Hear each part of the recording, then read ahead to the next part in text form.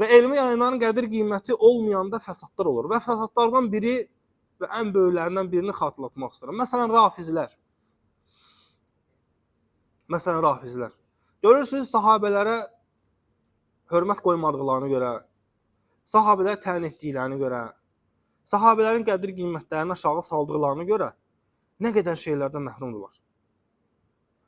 Və nə qədər səfək şeylər danışırlar. Halbuki heç Allahın kitabına, Quran-ı Kərimə ziddiyyət danışdıqları. Bu nəyin səbəbi iləndir? İnsan elm əhlinə və xüsusən başda sahabələr olmaq şərti ilə hörmət qoymayanda onların elminə də hörmət qoya bilməz və onlarda olana, yəni elmə, öz möhtaclığını hiss edə bilməz. Ona görə də gör necə naqisliklərin içindədirlər. İnsan Allahın kitabına sonuncu dəfə nə vaxt qulaq asır? Yadına gəlmir bəlkə də. Yalnızca mərsiyələrə qulaq asır. Yalnızca qulaq asdığı şeylər nədir? Filankəs niyə öldü, o niyə öldü, o niyə öldü, o niyə öldü? İnsan Allahın kitabından qayıtsa görərdi ki, əvvəlki peyğəmbərlər, nə qədər peyğəmbərlər var, öldürülüblər. Məgər əvvəlki öldürülən peyğəmbərlərə görə biz peşmanıq? Bəli, o peyğəmbərlərin ölümünə görə biz sevinmirik.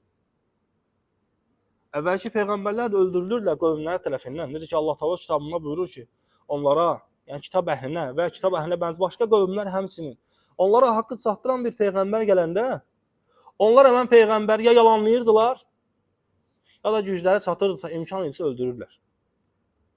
O peyğəmbərlərin öldürülməyi bizə narahat edir. Amma biz heç vaxt demirik ki, kaş ki ölməzdilər, niyə öldülər? Biz ölərdik, onlar ölməzdilər və s. və s. Çünki biz Allahın kitabına baxanda Allah Teala axı o öldürülən peyğəmbərlər üçün belə bir sözlər deməyib. Çünki Allahın kitabı bir mənhəcdir, bir metoddur. Əvvəlki insanlara, əvvəlki peyğəmbərlərə necə yanaşmaq lazımdırsa Allah bizə öyrədib.